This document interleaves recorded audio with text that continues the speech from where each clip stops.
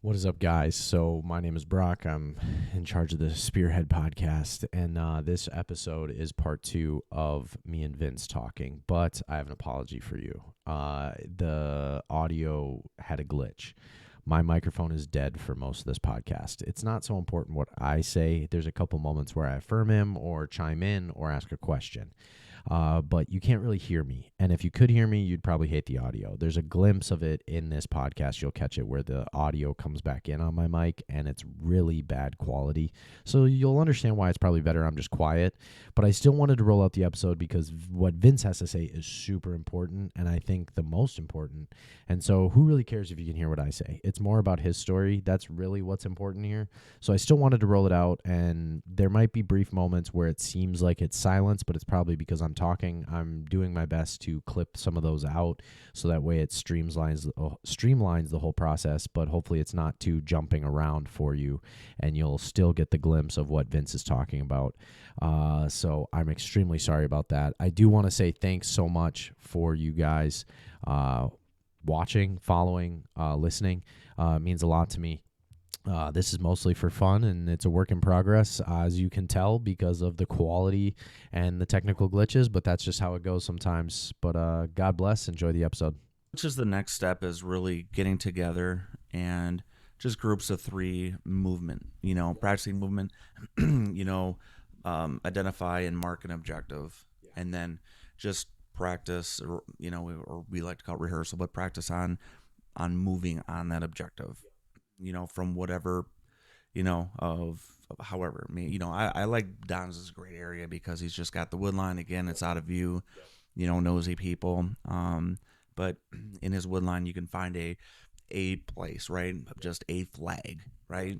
Whatever, post that up. And now just practicing that movement, right? And then with that also, how to regress, how to pull back out of that, right? Tactical retreat. We can no longer move forward here. We need to come back and either regroup, right? Resupply and just say forget it, or come back and approach it a different way, because the way we came, this ain't gonna work. We're getting slaughtered. We need to get out.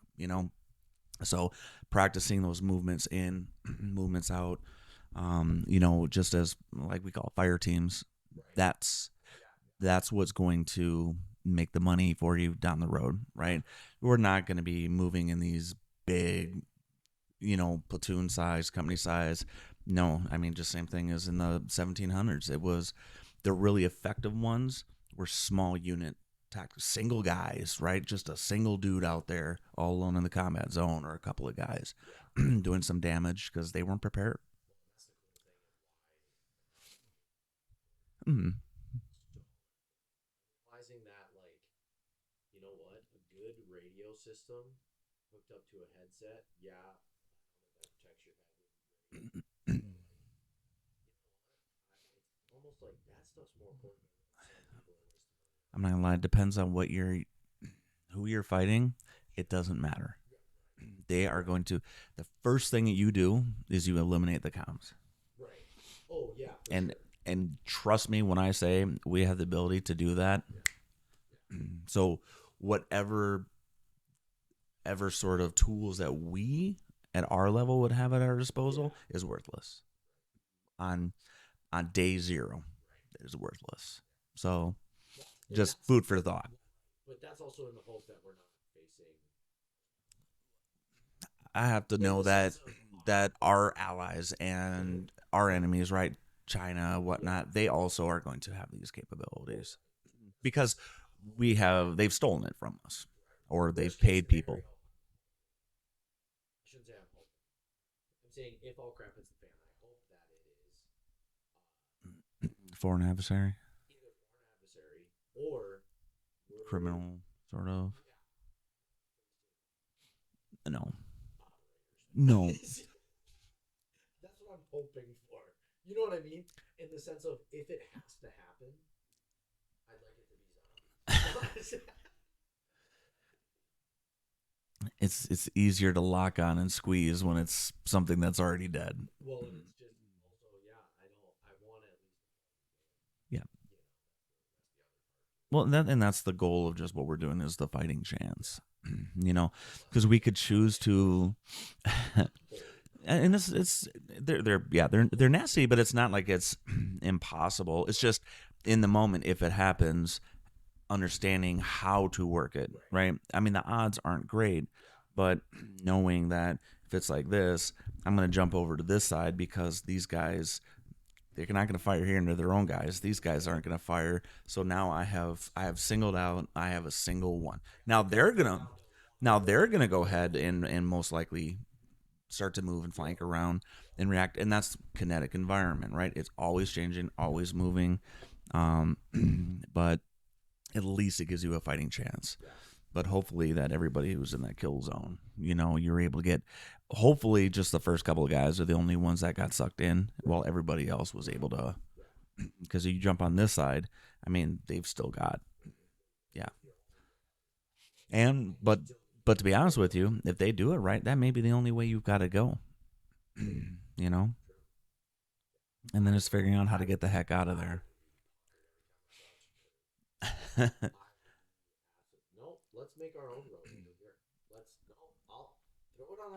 Well, that's what we do is that's why we do recons. You go ahead of time. Right? You being from the area, that is an advantage because you already know the ways around and where you're susceptible.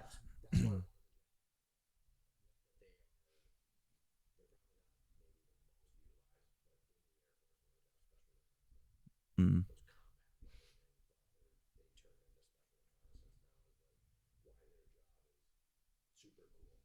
Mm. They do have some cool jobs.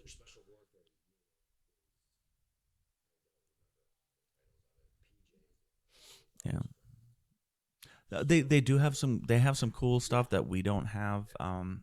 But not for the most part, no.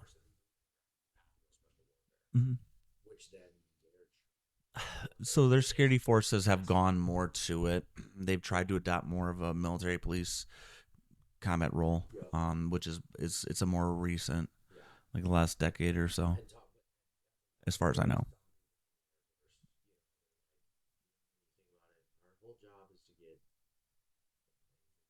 Hmm. Yeah. Yep. Air support.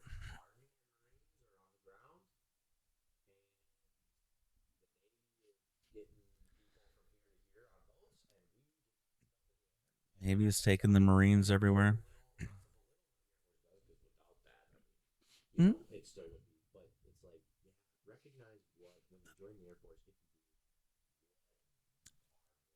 So people look at the Air Force a little bit different now. Look at the Air Force Vietnam. These guys were getting shot down. So they were, right? We just are at a point right now where we own the air. We have complete total air superiority. That can change. It could change in a heartbeat. So right now we have not had to approach it, like everywhere else. I don't even know what they do to be honest with you. I mean, yeah. Which I got it. Yeah, Russia, Russia, Russia, Russia.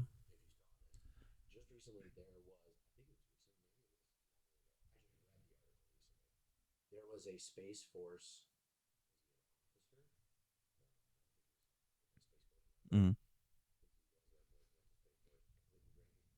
mm. Does that make him like Buzz Lightyear, Space Ranger? Yeah, to infinity.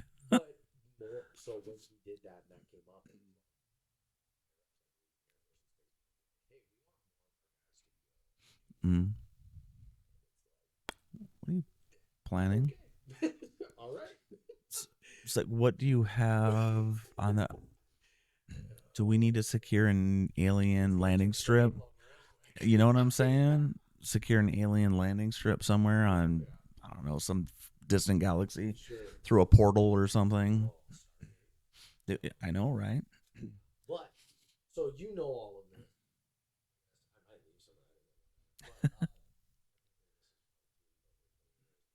Mhm.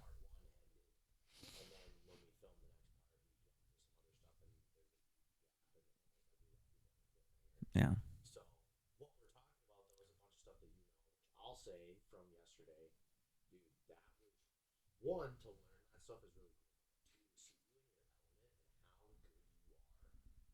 Appreciate that. Now, I don't have experience in the military, so I don't know what instructors are It efficiency and varies. so on. But dude, in your element, so the ability to be patient, deliver pertinent information while also not going through every possible outcome, only addressing what was necessary. Like your efficiency was perfect, and also not blowing us up for being idiots in the sense of sure we know how to stand in a line, but then we had questions and you didn't ignore any questions. You didn't say you're an idiot. You just well out loud you didn't say you're an idiot. Uh, yeah, You it was phenomenal to watch, not just because I was learning, but to watch you teach, dude. I appreciate So it. in your element, for I sure. enjoy it. Yeah, dude, I going enjoy for it. almost. I don't want to say that. Like, I don't. Well, but you know what I mean because you hey, talked we'll see about what the that. future holds. I don't know. You know what I mean? But so I would have to go back and look. We basically ended up Mhm. like It was in flying Afghanistan. through. Yeah, it Yeah. was Afghanistan. And first off, movie is just so inappropriate on many levels. But Joe Dirt, right? You ever watch that movie? Yeah. But this is what I I feel like, know what right? it is. Because yeah, he's Yeah, I got haven't seen this. it. He comes onto the radio show, and his life is such a train wreck and everything that he keeps coming for more of his story. And I was like, man, I feel like Joe Dirt right now, but my story's not as captivating as his. Right? Not a Oh, plug for the I would movie. say It's highly inappropriate, but you know. disagreed a lot of people were telling me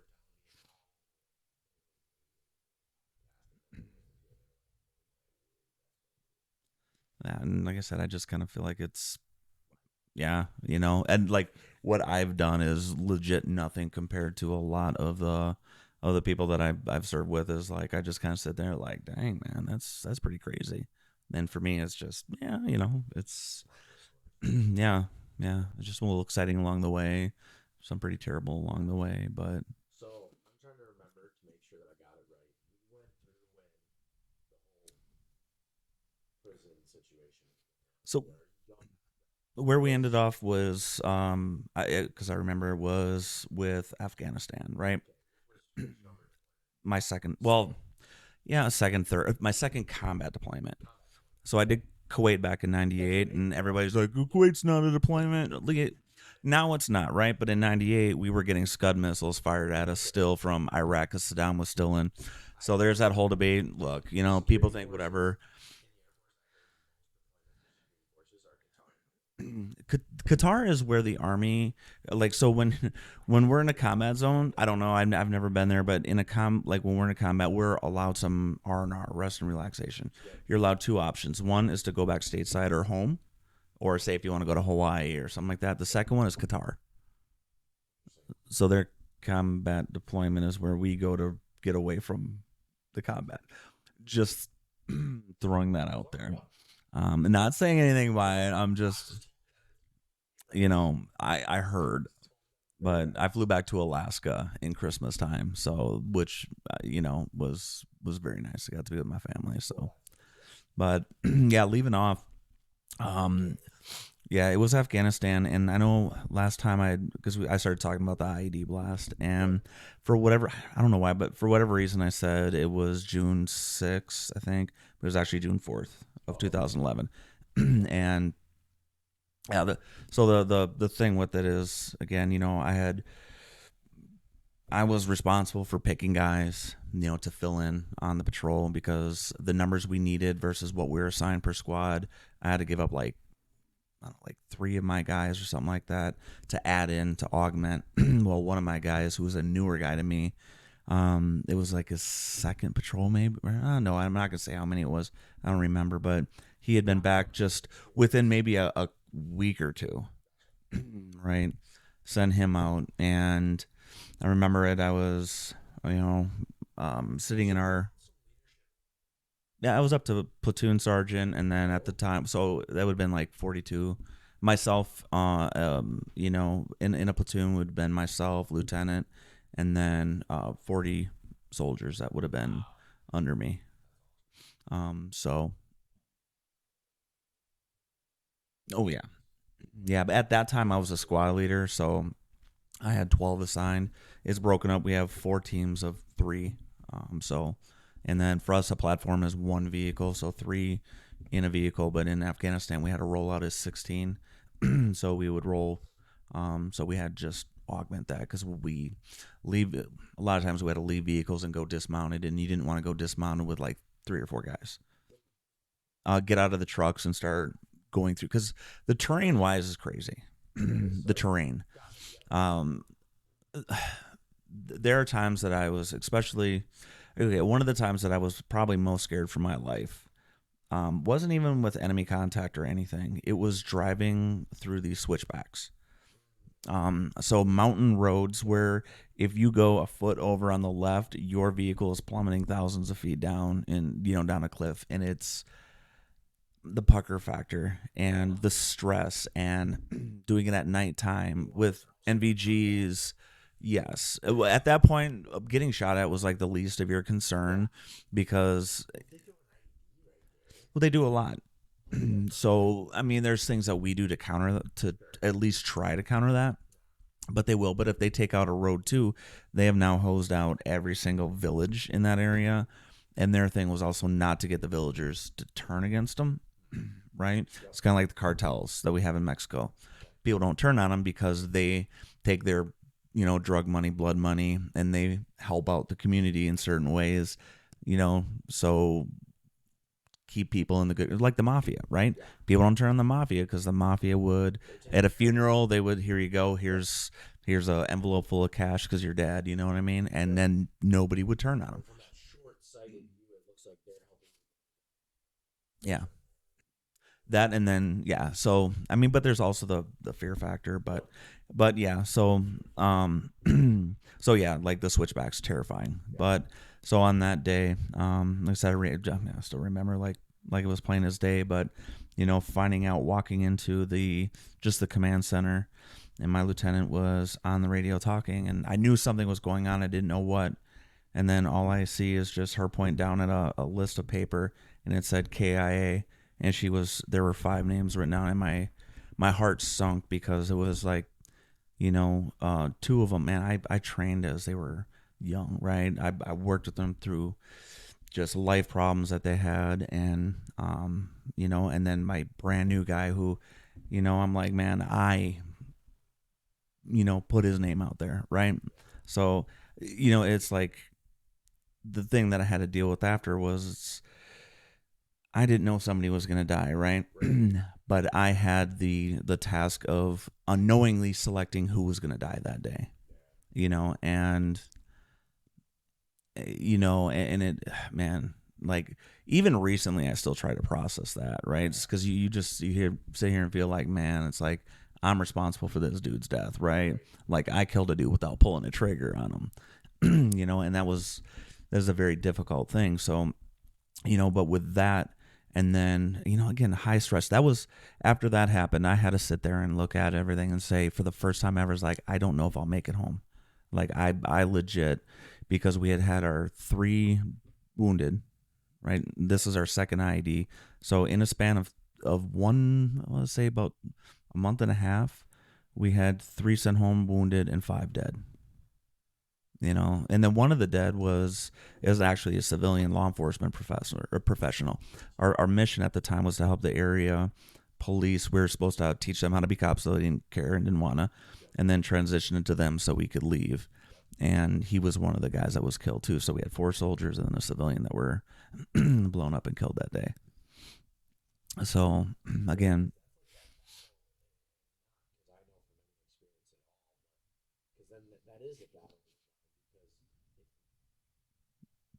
from an outside objective perspective, and I'm not putting the blame on them by any means, but it's also like when you sign up for this job, mm, and I'm 100%. saying that like you know the risk, but then still in your mind it's like, well, I chose him. Well, then it's like no matter who I chose, would that have happened?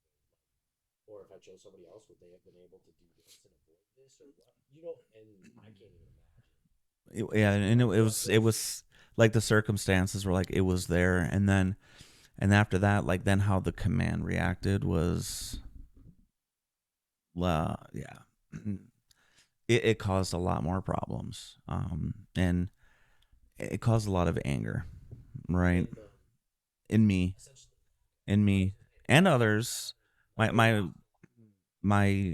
platoon, yeah, or my platoon, because we suffered every single casualty in that deployment, only our platoon, out of one area, and so the way they handled it, um, yeah, it took me a while to forgive, because when more people die, right? It's again, like you said, we know going in there's a chance. We all think that we're all going to come home alive, and I hear people who's like, "Oh, I was successful because I brought everybody home." Well, I guess I failed, right? But when you sit there and something that, as you said, if I had made a different decision, would things have nothing that I chose or did would have changed anything that day. The only thing that I could have changed is who was dying, because these guys were going to die. There was a bomb buried underneath the road, and where it was is a choke point. These guys had to slow down, and they did. They knew bombs were in that area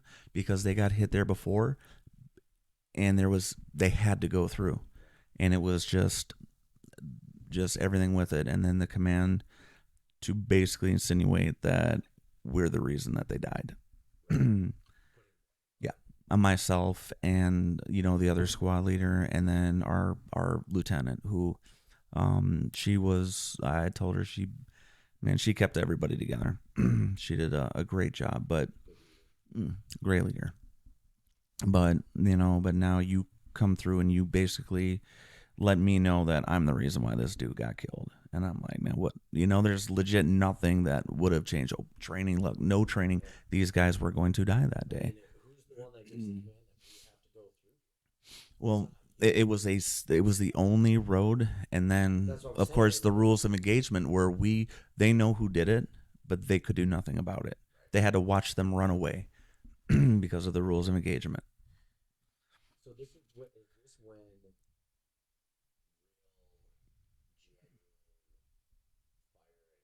Yeah. I think that really that started in Iraq, believe it or not, in the prison.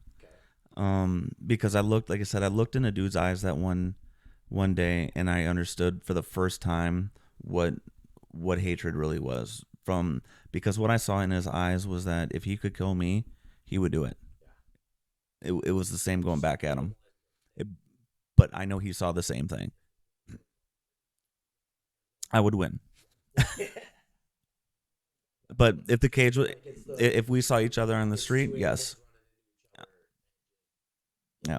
Yeah, there would have been. So that's where I started to, but that's where I really started to see it. But yeah, Afghanistan really sparked it. And then we found out, because we had interpreters with us, we found out that our interpreter had something to do with it. And I had to, with one of my guys, take that guy over to his little room he was at so he could get his stuff. I would have gone to prison. So I had a whole time in my mind say, is this worth me going to prison? Um, and I had thought about it. I, I did leave a promise if I ever saw him again.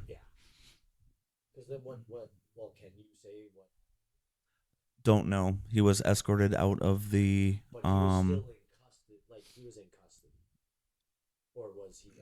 We were told to let him go. So, again, there's a lot of stuff really started to build. Uh, yeah. So, you know, let him go, and now we're dealing. And then we have a mandatory like stand down period, like 24 hours, because they know we'll try and get retribution. And so the first patrol after that, the next day, we I don't know what they did with him. I'll say that.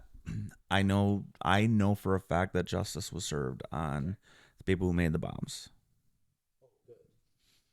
and they suffered. I don't know what happened to him, because about a month.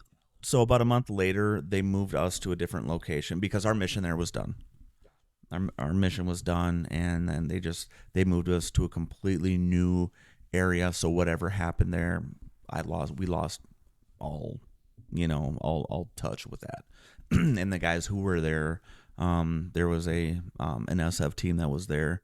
Obviously, there's stuff that they can't say because it's not that the real one. And like I say, I know they tracked the guys down that were responsible, and like I said, when they made them suffer, they made them suffer. It took dude like 3 days to die. So in my mind, I was like, man. Now I look back, I was like, dang, dude, I was happy to find out how much this dude suffered, and it's like I still don't feel guilty about that. I legit don't because of what they did, but I was like the where your mind goes to, and is why I was telling the guys of the things you have to be prepared to do or to react to, because it's just not a brawl out in the Walmart parking lot over you park too close to me. I mean, this is like life and death. People hate you if you don't do certain things, really bad things are going to happen. So what you have to be prepared to do. People fighting over parking spot, toilet paper, stuff. Meanwhile, you've been in an environment where it's serious. Not what you did. Like you said, you saw hate in this dude's eyes. How many times a day do people say, I hate that? No, you don't know what hate. But that stuff I brought back with me, right? So I was willing afterwards to be that dude in the Walmart parking lot thrown down because I had so much anger and stuff that I never addressed, and that I did. It was like that feeling like, yeah, I can, I'm entitled to this. Like, why are you so ticked? Don't worry about it. Mind your business. That sort of mentality that I brought with, right? And it really it infected everything. Mhm. Oh, no. That was 3 months in, and then they moved us somewhere completely different. And yeah, we did 366 days. And yeah, like I said, mission being done, and then our whole company was brought together in another location by near Bagram, right where the evacuation was supposed to happen. We were in this little um, joint base where we were with the Afghan army. So when we would go on patrol, they would come with. Not like well trained, but like No, they had the heart. no, no. They don't want to fight. They don't want to fight. Oh, Koreans are crazy. They're crazy, dude. Yeah, the Rock Army, they're crazy. The Republic of Korea Army, they're crazy. No, these guys, it was some of them were hardcore warriors. Yeah. There there were a lot of things that they did that is just questionable that we couldn't really like Eddie. I think it was Eddie Gallagher got um if it was him that got tried because oh man, I might be the wrong guy, but somebody was tried because they I think they killed a dude who was raping boys.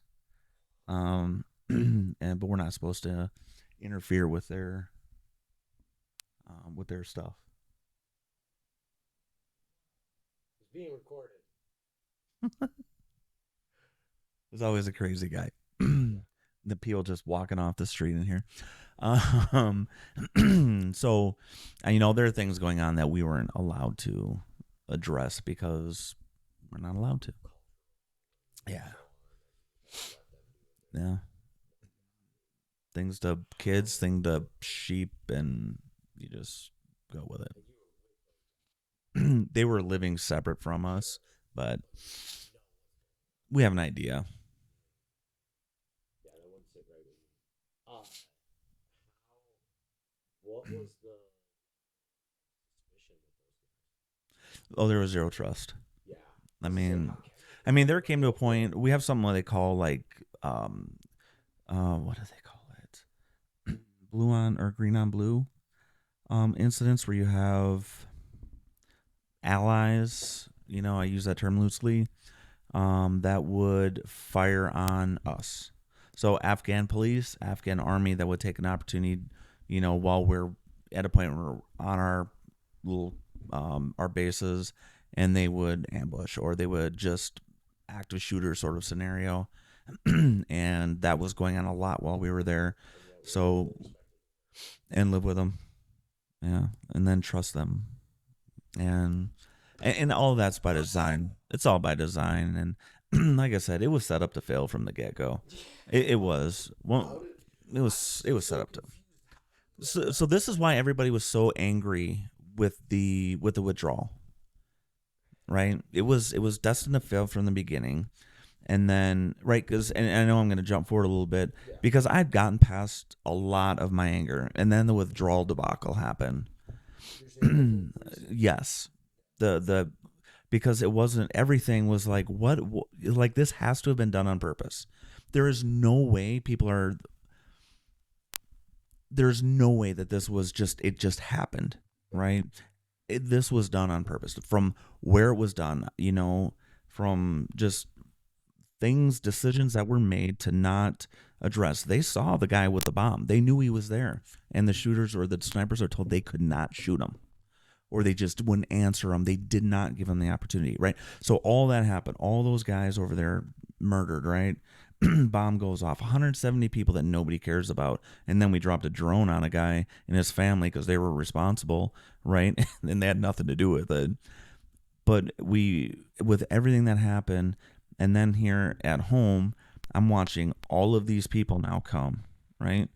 But I sit there and look and say every single thing that we went through, we as in, every branch that was over there, literally nothing gained. Not a single thing was gained. Nothing.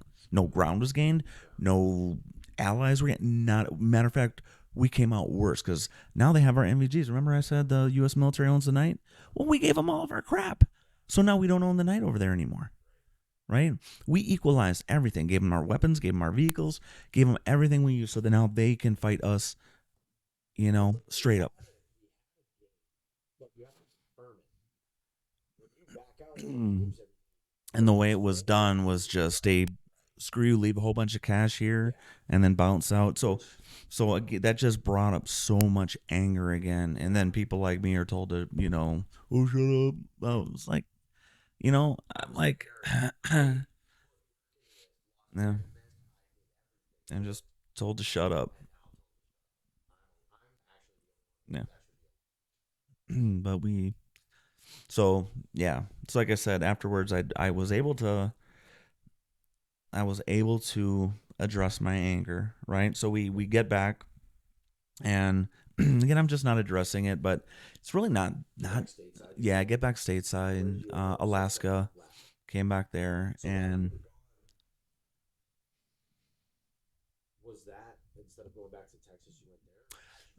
we were stationed in Alaska when we deployed. So we got to Alaska in 2010, in the winter of 10, and 11 to 12 I was in Afghanistan.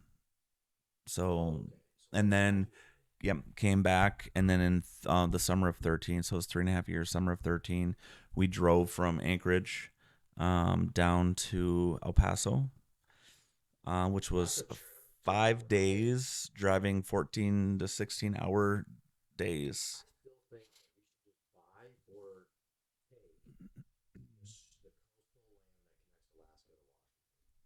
It's not a whole lot. You would think we could do something with that, but I'll say driving through British Columbia is one of the most beautiful places I've gone. Believe it or not, I found some beauty in Afghanistan too. Right?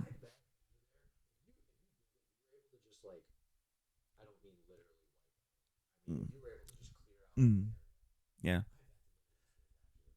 Like the mountains are just they're crazy there, right? Because there's so much mystery, history in the mountains, and the further north that you go, things are calmed down a little bit, right? I hate to jump back and forth, but once we moved back or to the new little base camp we were at, we were one day pulling QRF, means quick reactionary force, right? But we were for the Bagram area, the airfield, which is a massive airfield. the whole area around it. But we were called to help out with a camp that was like an hour, or like, man, it was like 2.5 hour drive away, because we were the closest response force by ground, right? Or else if we Whoever got there you were quicker, responding to was probably not happy. mm, Yes it and was a no. different place. It was up there was like a different Afghanistan, right? Until Gotcha. this day. Sure. I mean, things were good up there. Like, so if we had been able to take a Black Hawk, we would have been up there quick, right? But on this day, a suicide bomber hit the front gate. So, no, at that place. So, at the place that we were at, it was called Metterlam for 3 months that I was there when our guys got killed. That place was getting attacked all the time. It was, um, complex attacks on our front gate. These, I mean, we're getting mortared, everything. That was that 3 months of like, I don't think I'm gonna actually make it home type thing. And we had a missile. I don't know where this thing came out of, but it flew all the way across our base, just missed the gym, which had people in it, and landed in one of our vehicles, right? One of the MP platoon vehicles. No, it was at night, and it was at parked online, and it hit in, and when it hit, this missile went into, and by the way, we have up armored vehicles, right? These things are thick. No 50 cals going through it. This thing went in and exploded inside of the truck. So it took that truck and like boom, two trucks, and we would lock, because we could lock the doors in it. So everything that was in there was destroyed, and there was AT4 in there. So that thing goes. I mean, it was, it was a mess, and you're just sitting there like, but you're in a different mindset of like, I've never seen that before. That's kind of cool, right? But so we end up going up to this other fob called Lion, where they have the suicide bomber, right? So it's like a 2.5 hour drive or so through some really sketchy terrain to get up there to help them process that, right? Yeah. And through that, as I'm driving, it is like we had to stop. I was like it reminded me more of Alaska. You've got beautiful mountains. You have this river, just this clean river, just running through it, and like for that moment, it was, I'm not in a war zone. I'm like, this is beautiful. Yeah. Right. And then of course, we got up there. Like, yeah, this is not beautiful.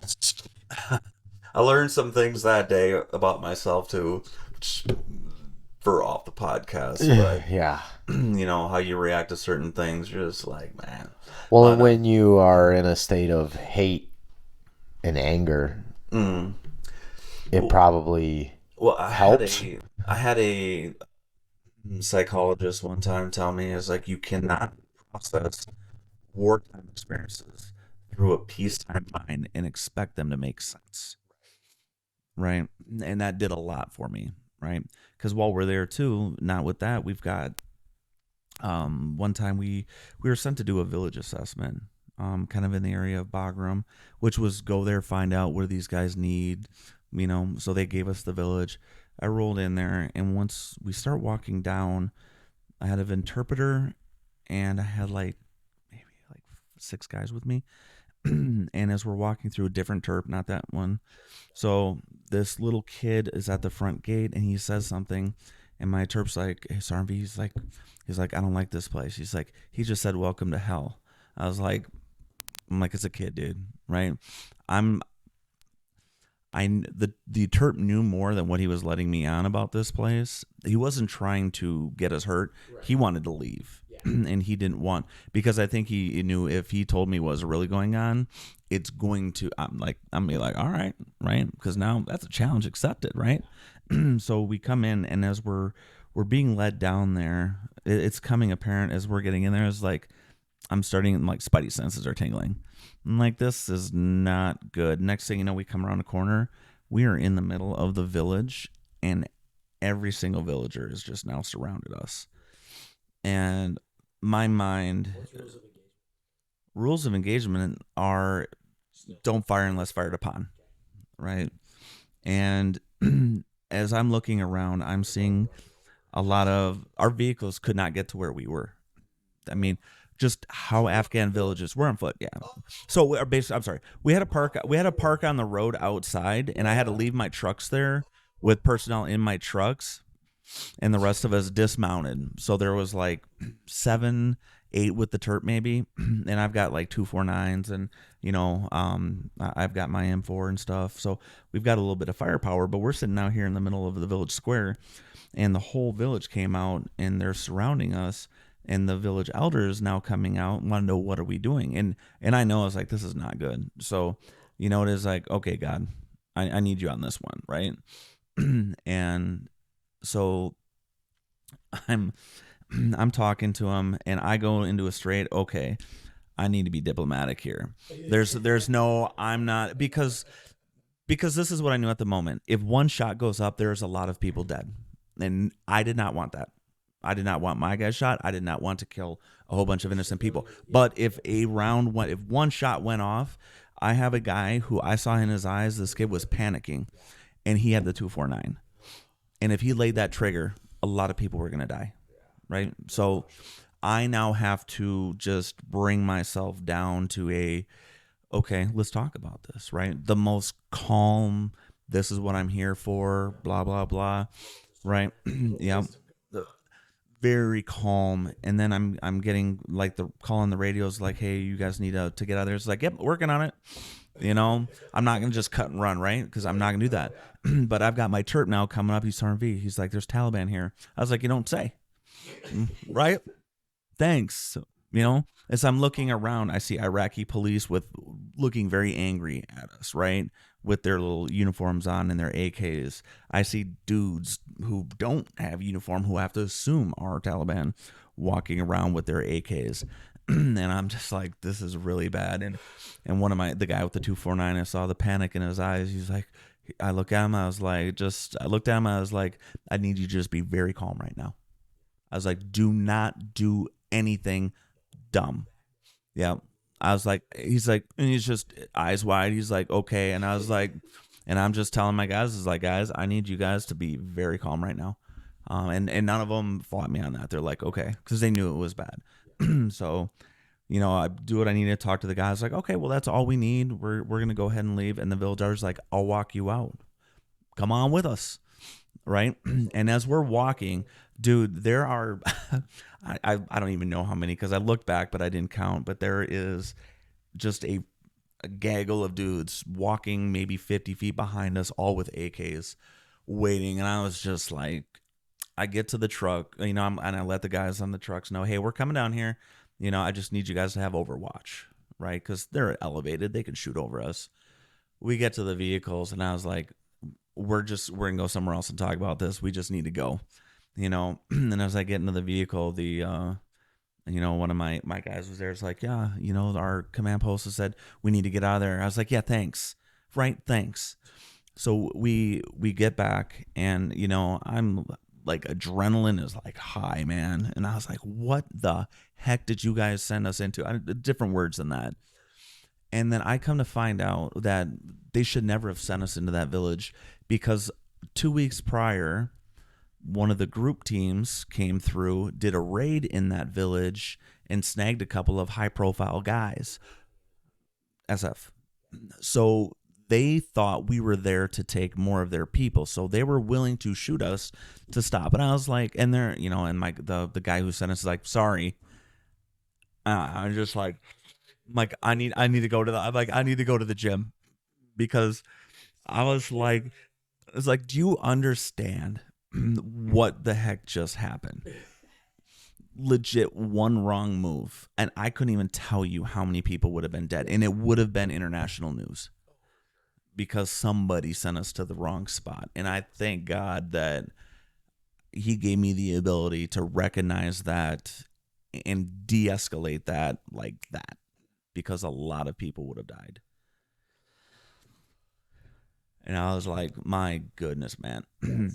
It took me a little bit to come down off of that one, just be like, oh my gosh. So the next day I'm on another mission. It is what it is, right? You have to get over it. And I think that's one of the things that's hard for a lot of veterans, because over there you have time to process nothing, because something happens.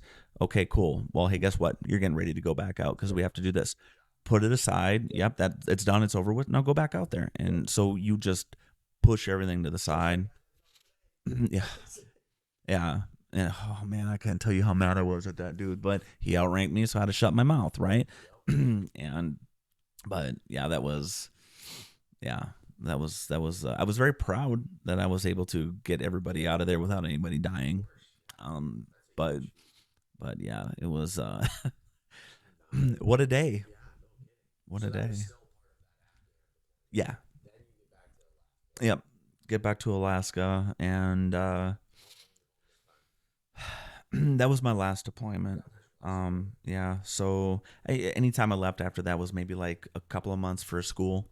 Um, for maybe like a month for some sort of training thing.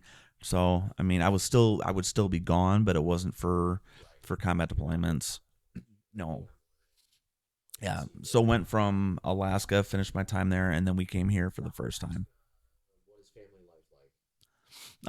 Good. I mean, wife was working, kids going to school, involved in basketball, cheer, stuff like that. Just I had the oldest two living with us. And then I had my son in Texas, and then little dude wasn't. We found out, that's just before we left. So when we left, my wife was 4 months pregnant as we're driving through Canada. So that was a miserable drive for her too, right? So he was made in Alaska, born in Wisconsin. Gotcha. So then, yeah, from Alaska to Fort McCoy. Oh, I came back and became a platoon sergeant. So I got promoted. At like the last couple of days of our Afghan deployment, while we were waiting to leave, I found out I got promoted to sergeant first class. So came back. I was assigned a platoon now that I'm in charge of, and having to deal with just a lot of issues that I still hadn't dealt with from deployment. And now I'm in charge of a lot more. So the stress level was way up. Where normally I would have a lieutenant and myself, it was only me for like 7 months. Everything was just on me. So my level of stress was just ridiculous again, and I've dealt with nothing. So just anger and everything, just still obviously building, no outlet for it. There, I don't think it was as much as when we came here, right? Correct. So I mean, I quit smoking during that too. So I quit smoking. We drove out of Canada. There was just a lot, and I'm glad I did at the time, right? As soon as I found out that we were having little dude, I quit smoking. But now driving across the continent, in halfway across the continent, or 2/3, it was testing. It was very testing, right? Very short temper, blown up on everything. And I don't say that really stopped, right? I said just, yeah, just oozing out, and it affected things. Of course, it affected things at home. Because it wasn't anything necessarily around you. Like there's little things. Yeah, and it was just everything little dumb that I let everything get to me, and like I said, just feeling entitled to it. So yeah, I mean, thank God for my wife, because she stuck by me through everything, right? And just yeah, like I said, I was just in a very toxic mindset. That in which here was a great duty assignment. I loved it, but my mindset was just toxic, right? Yeah. And then I ended up we left here and went to Colorado, and platoon sergeant again, and like in my mind, I was feeling like I need to do something. I can't keep doing this. I cannot keep doing this. And it's funny because we went to this church, and there was an opportunity for a men's breakfast. So I was like, okay. Well, for months I've been thinking about like a tattoo, thing of what I wanted, and just the word warrior kept coming in my mind. And I was like, and I didn't know why. I was like, so I'm like, I want to get something with a warrior. I walked into that men's breakfast, and the associate pastor, the first thing he said is, God is a warrior. And I was like, okay, you've got my attention. Right. And I'm like, okay. So, I started to really, and that's where I did the Wild at Heart. And I started to look and say, okay, you know what? Yeah, there are some things with me that are kind of broken and need to be fixed. Right? Correct. Correct. Exactly. But the problem that I had was I was being double minded and trying to live in both worlds. I wanted I wanted I wanted to do something about the anger, and I wanted things to change, but I wasn't willing. I didn't realize, I guess, at the time that I also had to change my mindset, but I also wanted to drink beer too, because the beer made me feel like less of a jerk at home, right? Have a couple of beers, and then I felt more relaxed and I felt happier, right? But then the next morning, coming down off a beer, and now I'm pissy again, right? And just snapping on everything. So it's just the tension because I'm not willing to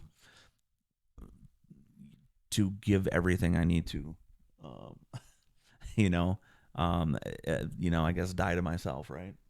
Um, no, I was saying is, that I wasn't willing um, to die to myself, right, and start giving things up. So with that, it's causing just I don't know, just like a battle, right, within, because I know I need to change, and and leaving Colorado, and I'm not gonna say like where I was seeking Christ still, but I wasn't seeing a lot of change in myself because I wasn't willing to just give in. You know what I mean? And it wasn't until so we left Colorado, came back here, and it was didn't get promoted, so come back here, and it's either I get out of the Army in Colorado or I come back here and do a few more years and then I get out. And the Army sent me back here, thank God, right? So come back here, and I want to say it even took me, because we came back here in 18, and man, I mean, maybe even years after, right? For me to finally sit here, and I would say it was prior to 2020, and I'm very thankful for this because of course we all know 2020 was just chaos. But before that, my mindset started to go to, I'm now accountable for how I react to things, right? So as before, felt entitled to be able to react a certain way because of this, right? Where my mind shifted was, no, I'm now responsible for how I react to this. And that changed everything for me. Like, why are you going to lash out? Is it really that big of a deal? Like, look, man, I still get irritated on the road because bravo, Mr. Law-abiding citizen going 54 and a 55 while the rest of us have stuff to do, right? Move out of the way. All right, that's that's my approach. But before it was, where I want to sit there and yell, it's now, is it really that big of a deal? Right? And I started to ask myself that question every time I was about to respond or react to something. Is it worth getting mad about? Sure. Right? And to get to the point where I don't have to ask myself that anymore, I just knew it's not that big of a deal. Right? And once I was able to shift my mindset to that, that's like I had told the youth, it was like, I used to like hate God's creation, his people. I used to look at people and just hate them. We're asking and saying, I can't do this on my own. I cannot do this without you. And allowing him then to make those changes is not just saying, I'm going to reach out to you. Okay, well, I have to be willing to be reached out to by him. Exactly.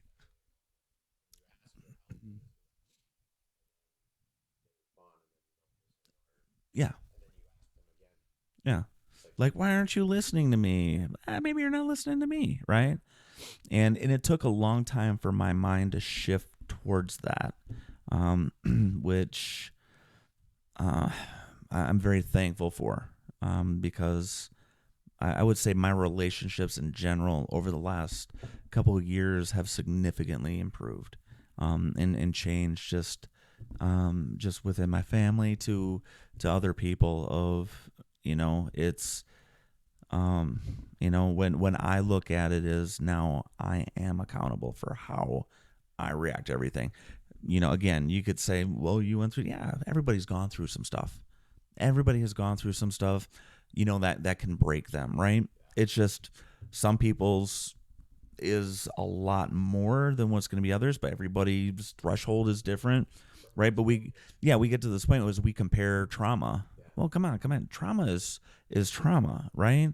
What somebody experienced that can break them is different what somebody else that experiences break them, right? Because life choices and experiences and all this stuff. Two people can go through the exact same thing. One guy is demolished by it, and the other is like, cool. It's like, so I saw a couple people die, but you know what I mean? And it's everybody's threshold is different. So, but that's what we do, right?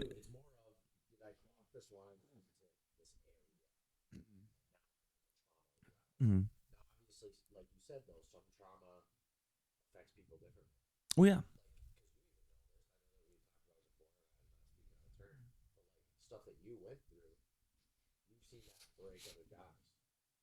yeah, yeah.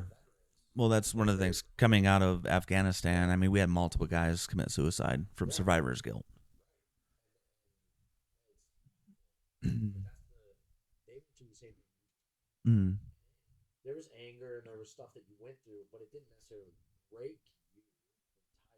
Right.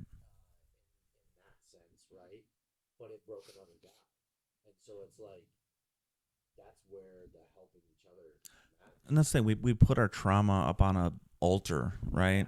And it becomes my identity, and I worship this trauma instead of, because it's become the identity. What it's who I am. It's okay to not be that, right? It's okay not to be the, you know, pick one, right? But it's more important that if you have gone through some trauma, and somebody else has gone through some trauma, not to compare it, but to sit there and say, I got it, right?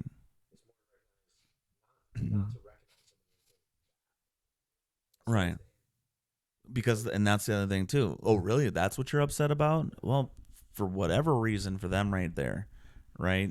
That right there is becoming a struggle, right?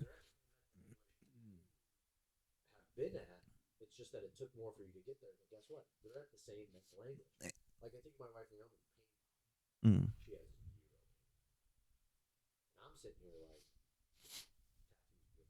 Mm. It's not discomfort. Mm.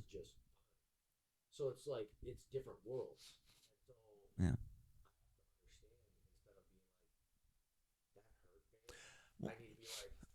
Well, one of the one of the times that it really kind of, yeah, one of the times that really I kind of looked around and I actually thought something was wrong with me. Well, I've thought this many a times, but this one, this one in particular, I had to ask myself, am I this heartless? Am I, because I felt guilty over my reaction. So I was an MP, right? So we would do this thing where I would be in charge of all the patrols on shift, and we had a multiple instances. We were having a rash of suicides on the installation. Service member and independent. One of these days, we were looking for a dependent who had made some suicidal comments and taken her husband's gun and all these little different factors that went in. And then we were able to talk to the husband and get an idea about where she could be. And then we ended up finding herself. She shot herself in the head, right? So I'm like, yeah, I'm pretty sure she's dead, but I still got to check for pulse. And boom, okay, we worked that. And then we get back to the MP station, and the thing at the time was a standard procedure was, on a death scene, chaplain comes in just to talk to people, right? And I'm sitting there, and it's not about an attitude of like I'm in charge. It's just it's just a dead body, right? But it wasn't. It was somebody's mother, it was somebody's wife, somebody's child. But in my mind, it's it's a dead body. And yeah, and that's what it was. That was my mindset. And afterwards, I did because the chaplain, was asking people, and and people were like, well, I'm kind of like this, and I'm thinking in my mind, like, I was like, that bothered you, right? But I didn't say it, but I was just, so the chaplain afterwards, I was like, you know what?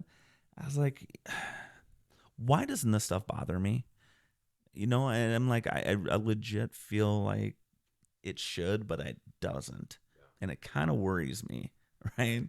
And as he said, he's like, you got to realize everybody was built to handle things different. Some people can just handle more stuff, right? But then there's something that could happen to me that will sit there and put me in a certain way when other people are like, especially when I was lashing out, right? Dude, seriously, that got you mad, right? Yeah, it's the same thing, right?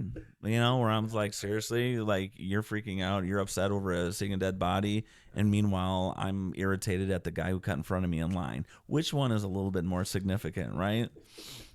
But in my mindset, and I'd say in my arrogance, and that's where I see so much of it is I had to realize that I had in it just a very arrogant attitude of, I feel entitled to lash out at this person. And once I was able to get over myself and and and realize too, of start to look at with some empathy, and not this hardened type of yeah. Oh, Camille, 100%. Oh, and then it would have been that, I thought you said they were open, and you're just like, right.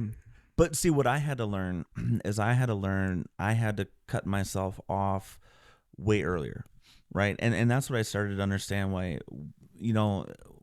my understanding when Jesus said that if you hate someone, you've already murdered them, because that act of murder doesn't typically, for non-demonic people, happen just in an instant. It starts however long ago, and then it just builds and it builds. But that also helped me when it comes to, you have to take a life in a war zone or something like that. Of as I heard, gosh, I can't remember what his name was, say that you can still do your job as a soldier and not hate your enemy. You just have to look at them as your enemy, because the minute you start to hate them and kill them, Jesus told us that was murder. So now that's sinful. But you can fight an enemy without hating them personally, right? But so setting off and cutting off that intrusive thought right away of, as soon as as something you realize is kind of, I hate this word for this in present day, but this trigger word, right? You have the little whatever triggered it, right? You know what I'm saying? Why it's so annoying, because people, go trigger, right? But there's there's something that triggered that just started everything. A thought that you have right there, whether somebody did something, or I'm coming out, why is this guy going so slow, right? That thought right there. Now, if I allow that, and if I don't cut it off right then and there, right, it's just going to build, and it's going to build, and it's going to build. Same thing, right? You've got that. I wasn't able to take that call, right? Or heck, the fact that your tire already getting flat and you mad about it when it shouldn't have, right? Instead of us having a mindset of, I'm not saying it is what it is, but sometimes just it is what it is, right? I can get mad about this, but what good does it do? Does it say that I don't still? No, man. I'm like, from where I've come to where I am is, man, I was just a jerk, right? Some people say I still am. That's fine. But I wouldn't want to, if I wouldn't want to be around who I was then, right? I wouldn't have. Looking back, I was like, man, I tell my wife, like, I'm just, thank you for not just giving up and saying, you know what I mean, and just allowing me to, yeah, yeah, it means a lot. Oh, yeah, like a EKG, man, just all up, and I was, man, all over the place, and she was a steady one, and and I have to look at that, and just, yeah, I mean, and not to say, I mean, she's lived, um, you know, um, a very, um, eventful life as well. So it's, you know, I look at how she's gone from this very peaceful, kind soul, and then, when people could say she, doesn't, she could do all this, she could be mad. She's a very peaceful, kind person, and then me, I'm Mister, EKG all over the place with my reaction. It's, it shows me it's 100% can be done. So, but I think also too with, I don't know, just men, we just get more fired up over different things, and we go into that roid rage, if you will. That's why a lot of vets struggle. I mean, suicide rates are through the roof. Like, I always do it because you hear about it, but like, I'm not saying I know it personally, but I'm saying I feel like I'm starting to understand it so much more Mm. because you watch this and it's like, how do you go from doing that kind of job to then just sitting on your couch? That's gotta be the hardest thing in the world. You're just chomping at the bit to. You don't want to die, but you're also this is what you're training. So the other thing too, you look at a lot of combat vets when they return from deployment, they get into like I want to say just the number of fatalities from accidents or different stuff is really high afterwards, because you're living off of adrenaline for like a year, right? And your adrenaline fix is insane. It's all over the place, and you're living. You come to a point where you crave that adrenaline. When you come home, where are you going to get that adrenaline from? You're going to get that adrenaline from, I don't know, like cliff diving, right? From jumping on a Hayabusa and rolling at 200 mile an hour down a freeway. You know, that's what happens. It's and yeah, and people die, yes, or you numb it, right? You try and subdue it, right, with drugs, alcohol, whatever other thing, whatever vice that they want to get. So you have some that are very successful that come back and they're able to find their little niche, right, and it works for them, and boom, right. It's tough as a leader too.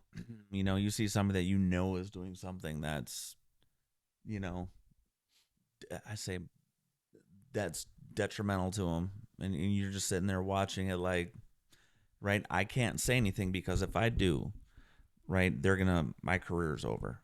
So I'm gonna watch you go down this path that I know leads to death, right? And I'm talking like spiritually. I know it leads to death, and I know what is gonna happen. But if I pull you aside, right, and I tell you that, hey, like, dude, you might want to think about this.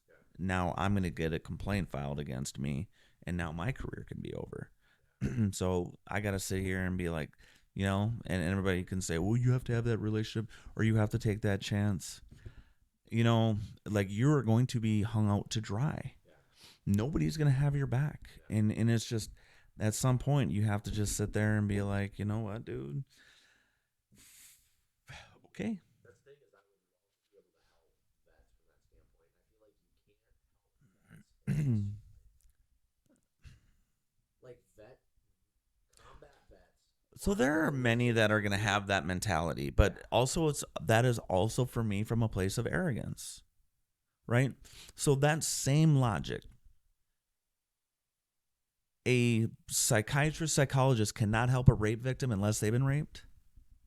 I'm not saying I agree with you. No, that's what I'm saying. That's why I look at these combat vets and I was like, you need to get over yourself. You need to also get over yourself, that arrogance. Again, I'll use that example of the rape. So you can't counsel a rape victim unless you yourself, by that logic, were raped. What the hell kind of logic is that? Like, you typically do look for somebody who has been through a similar circumstance. But what always tends to happening again is just, okay, you're a combat vet, well, I'm not going to talk to somebody unless they were in. Okay, well, and then they start to try and dig in. Well, where were you at? Okay, you know what? You weren't quite the soldier that I was, so you don't understand. You didn't do this stuff I did. I was this MOS and you were that MOS. Oh, come on, man. You were supply. What do you know about this? Right? You didn't do what I did. And now, you know what I'm saying? It's a sense of arrogance. Mhm.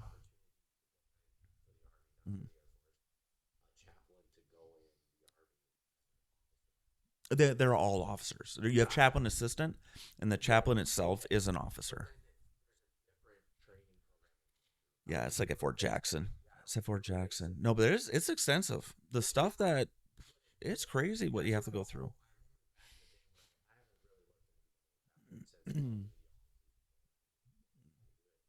But back then it was like guys looked differently because you didn't even go No, people looked at chaplains just because I know chaplains that were enlisted, and like we had a chaplain. This dude was, I think he was SF, and he wanted to pursue his calling, right?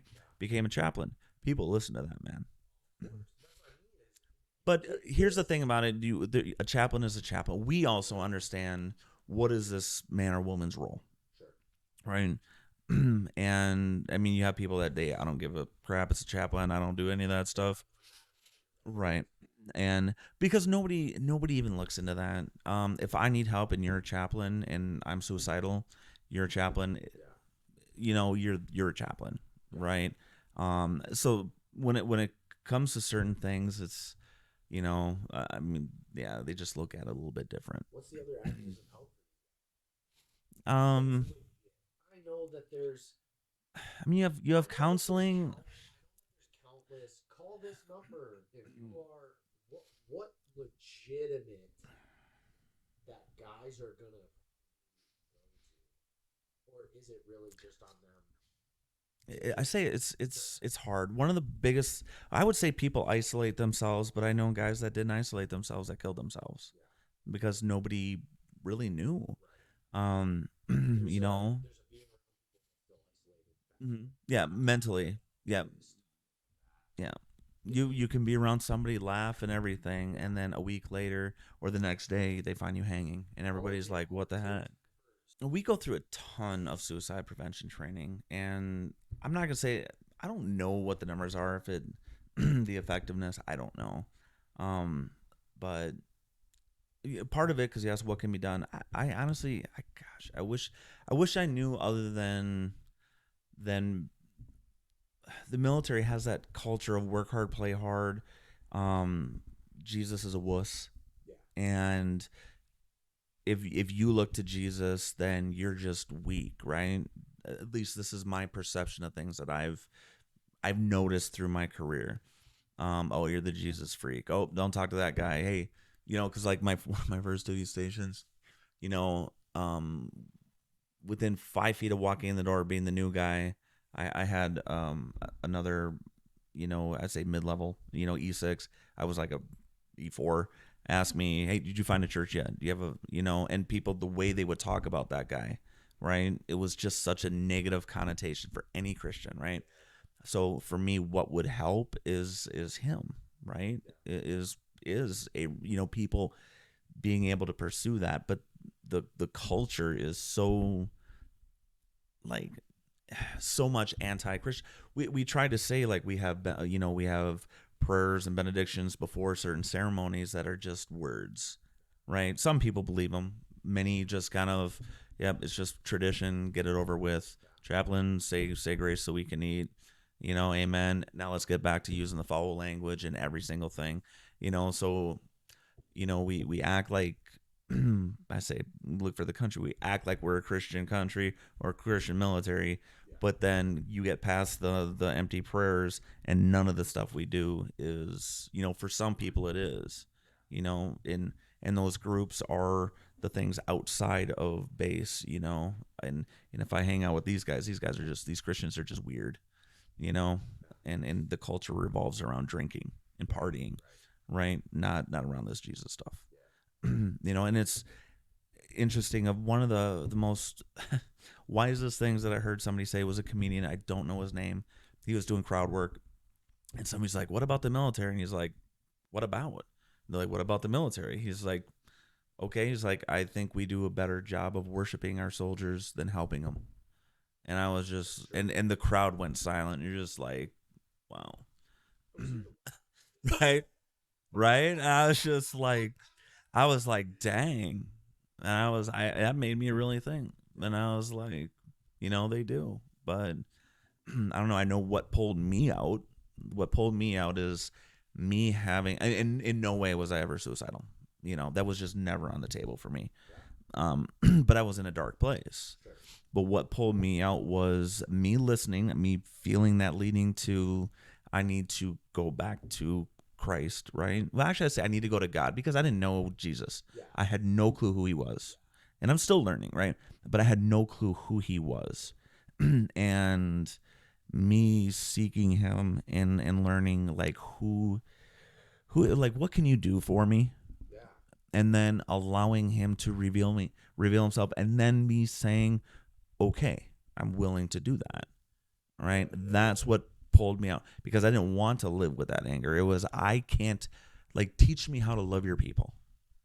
And once I asked that, it was like the way I looked at people was so much different. There are people I want to slap still. Oh, good heavens.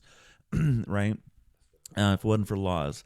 Right? But the way I used to look at people with just, certain people with disdain, right? Yeah. Or whatever. And now I look at that same person with compassion. Sure. Yeah. And I don't even know when that switch happened.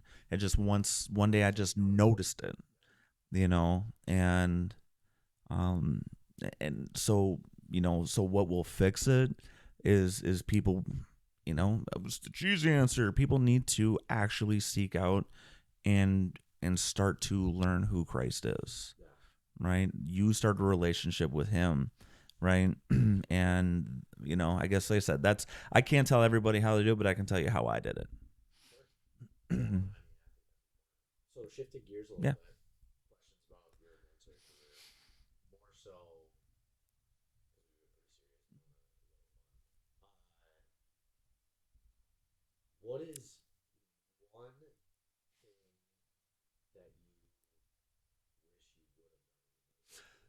would have done? Though my knees thank me for it right now, I wish I did airborne. And then I wish I went to Fort Campbell. I tried to go to Fort Campbell. I couldn't get it.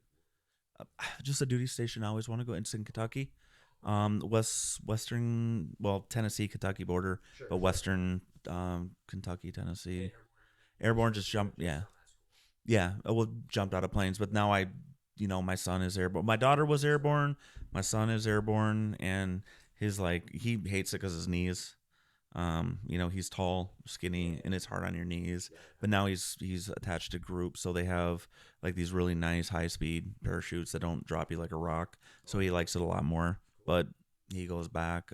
But yeah, so that would have been when fun. I went to a lot of schools on the MP side, like in military police investigations, where I was a detective for the Army. And then I went, probably the most fun I ever had was protective services school, and it was it's kind of like your Secret Service for the Army. Sure. So we have like the Secretary of Defense and then other distinguished visitors, not presidential stuff, that's a whole another thing, but the Department of Defense guys that we provide protection for. So whether it's stateside, going to their hotel, or moving them from the Pentagon to wherever else, or overseas, providing that protection detail while they move from A to B in country. And like the first week about learning just how to do it. The second week, like weapons, shooting like the MP5, which to me, oh my goodness, right? It's a point and shoot. If you can't qualify with that weapon, set it down and don't touch one again, right? Because it's going to hit whatever you're pointing it at. And then driving, they taught us how to drive like insane without crashing. So my wife hates that because I still, in my mind, like I remember one time I was driving somewhere. So it's like, you went through driving school, didn't you? I was like, how can you tell? They're like, the way you take your turns.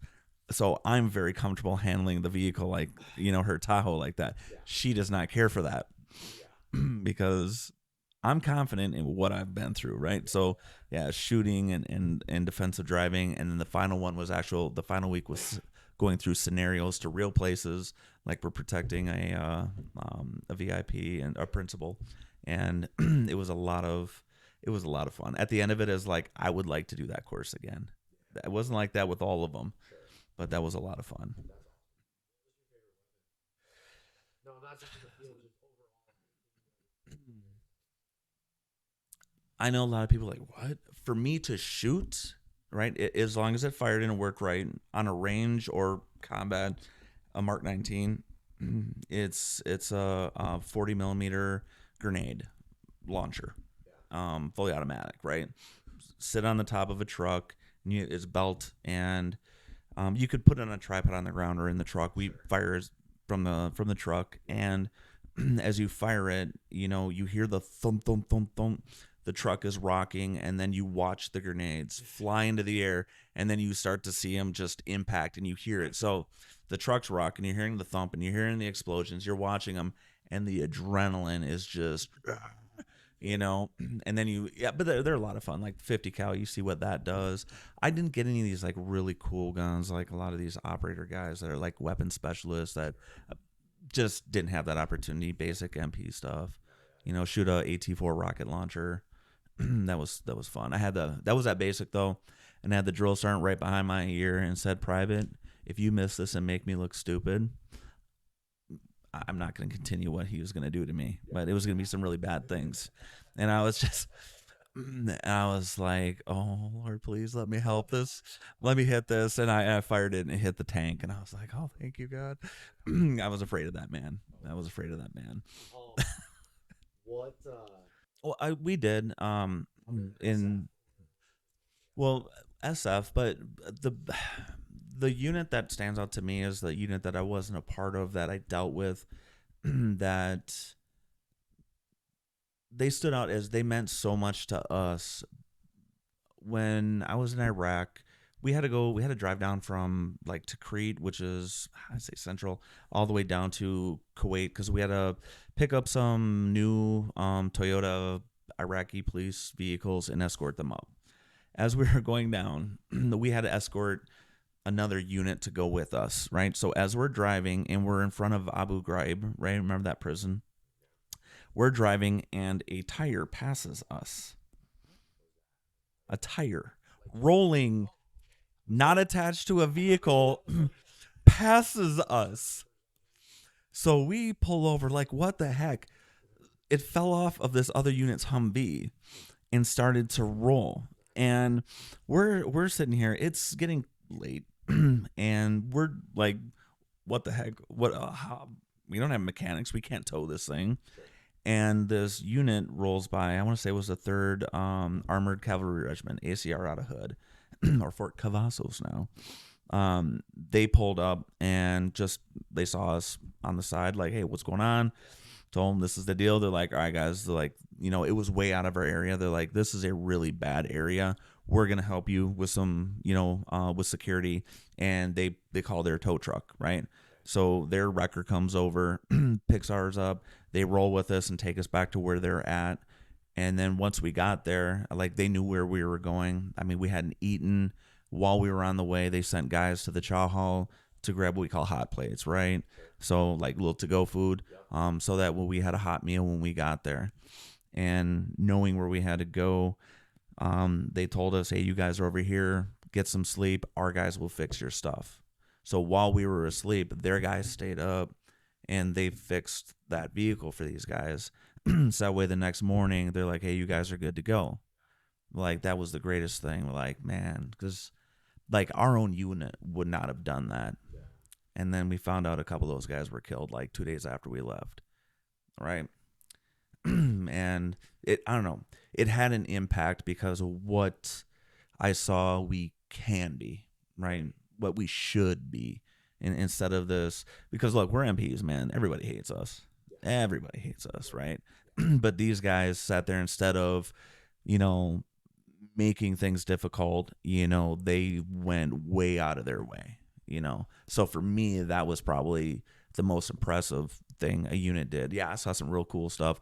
I saw Hellfire missiles, SF call in and drop on a dude's forehead.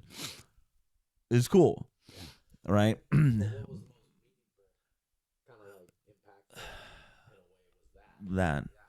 Well, and then finding out those group guys did hunt down those guys. and issue that little You revenge. Did you ever, did you ever get to see, like, witness some crazy unit tactics?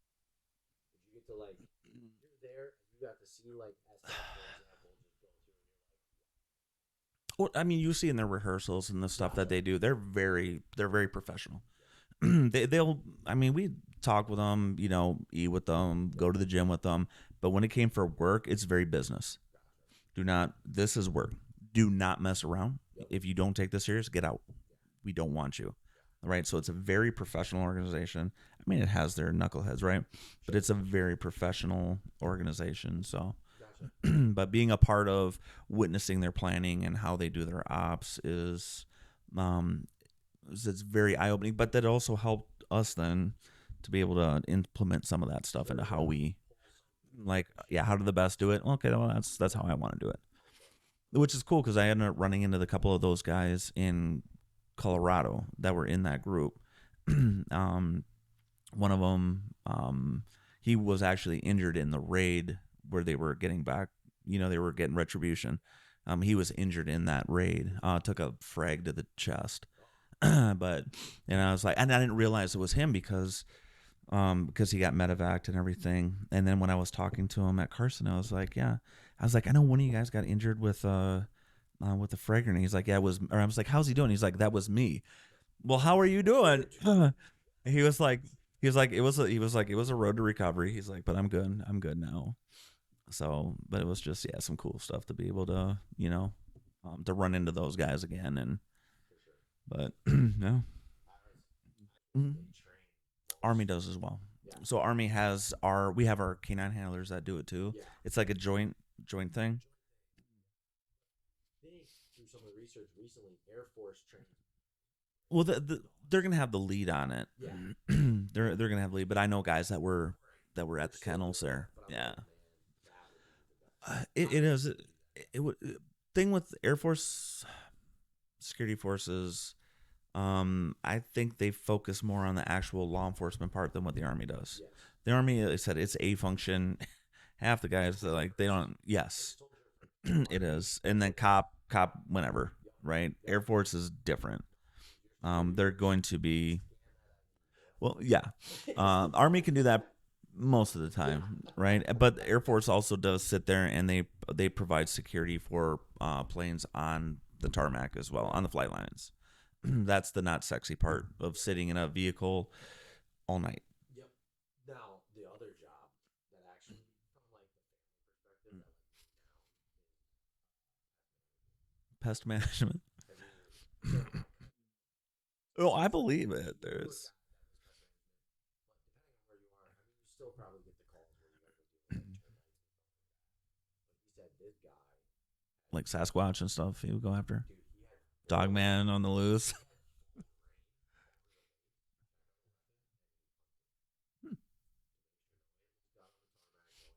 Yeah. So he basically just had free reign to go hunting.